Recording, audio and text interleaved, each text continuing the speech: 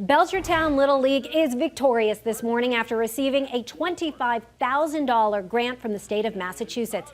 Senator Jacob Oliveira and State Representative Aaron Sanders were proud to present this grant to help towards the renovations of the community field. The mini-Fenway comes complete with its own green monster. It serves more than 4,000 kids from Belchertown and 6 surrounding towns. The field, which is entirely built and maintained by volunteers, is in need of some major upgrades. At the event, they launched their crowdfunding campaign, hoping to raise $400,000 in order to keep the field safe and accessible for the next generation.